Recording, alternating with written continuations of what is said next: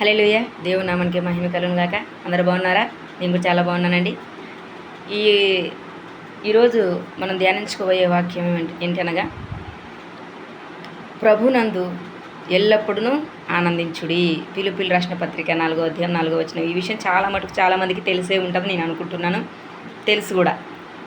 అయితే ఈ విషయం ఏంటంటే, ప్రభునందు ఎల్లప్పుడూ ప్రభునందు ఆనందించుడి. మరలా చెప్పుదును ఆనందించుడి అని ఎవరు అంటున్నారండి? ప్రభువును బట్టి ఆనందించాలి అని పిలిపి అంటూ ఉన్నారు. పిలిపి గారు మనతో ఈ వాక్యాన్ని షేర్ చేసుకుంటూ ఉంటున్నారనమాట. అయితే తర్వాత అదే వచనంలో కిందికి వస్తే, మీ సహనాన్ని సకల జనులకు తెలియనీయుడి. మనం సహనంగా ఉంటున్నామండి? ఒకసారి మనం జ్ఞాపకం చేసుకుందాం. మనము ఆనందంగా ఉన్నామా? ఏ విషయంలో? శారీరక విషయంలో ఆనందం కాదండి, ప్లీజ్ మీరు అపార్థం చేసుకోకండి. జాగ్రత్తగా ఈ విషయాన్ని మనం ధ్యానిద్దాం. అయితే మనము శారీరకంగా మనకి ఏదైనా లాభం వచ్చినప్పుడు, బిజినెస్లో మంచి ప్రాఫిట్ వచ్చినప్పుడు, లేదా ఏదైనా ఒక మ్యారేజ్ విషయంలో కానీ, ఏదైనా సంతాన విషయంలో కానీ, ఒక నిర్మాణ విషయంలో కానీ, ఒక ఫ్లాట్ తీసుకోవడం, ఇలాంటివి చిన్నవి, అంటే ఇవి బాహ్య సంతోషాలు అంటారు. అంటే శారీరక సంతోషాలు, లోక సంతోషం, లోకంలో ఉండగా అనుభవించే సంతోషాలు. అయితే మనకి ఇల్లు ఉన్నా లేకపోయినా, ఆస్తి ఉన్నా లేకపోయినా,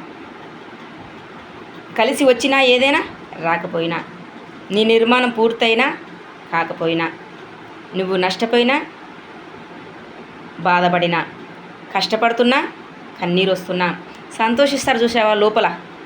అప్పుడు బయట నవ్వు రాదండి, నవ్వు రాదు.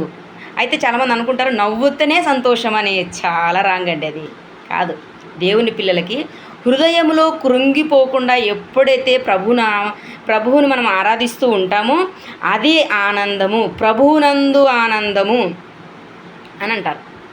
అయితే యోబు గారు అదే అన్నారు కదా, 10 మంది పిల్లలు, సర్వ ఆస్తి, యావత్ ఆస్తి, 10 మంది పిల్లలు ఒకే ఒక రోజులో నిర్మూలమైపోతే ఎవరన్నా కృంగిపోకుండా ఉంటారు. అసలు హార్ట్ అటాక్ రావాలి యోబుకి, అసలు మైండ్ పాడైపోవాలి, మైండ్ డెడ్ అయిపోవాలి. కానీ ఎందుకు అలా కాలేదు? ఆయన ప్రభువునందు ఆనందిస్తున్నారు. ఎక్కడ? లోపల. అది ఆనందం ఆయనలో కనపడలేదు, లోపల ఉంది. కనుకనే యోబు గారి భార్య, నువ్వు ఇంత జరిగినా ఇంకా బ్రతికే ఉన్నావా అంటే సమాధానంగా ఉన్నాడు యోబు గారు. ఎలా ఉన్నారంట? సమాధానంగా ఉన్నారు, శాంతిగా. ఆయన కళ్ళలో కన్నీరు రాలేదంట. అందుకనే యోబు భార్యకి ఏమనిపించిందంటే, సంతోషం కనపడలేదు కనుకనే ఆమె నువ్వు చనిపో అనింది. సంతోషంగా ఉండింటే యోబు భార్య ఏమనుకున్నది తెలుసా? పిచ్చెక్కింది మా ఆయనకు, ఇన్ని జరిగాయి కదా, అందుకనే తన మైండ్ చెడిపోయింది, పిచ్చెక్కింది మా ఆయనకు, పిచ్చి లేసింది, మెంటల్ వచ్చింది, మైండ్ అప్సెట్ అయిపోయింది అని అనుకునేది. సో అందుకనే ఆయన నవ్వలేదు, ఏడవలేదు. ఇది మనం జ్ఞాపకం చేసుకోవాలి. అతను ఆత్మలో ఆనందించాడు, అదే ప్రభునందే ఆనందించడం. సో ఫ్రెండ్స్, అందరికీ వందనాలు. ఇది గుర్తుపెట్టుకోండి. God bless you.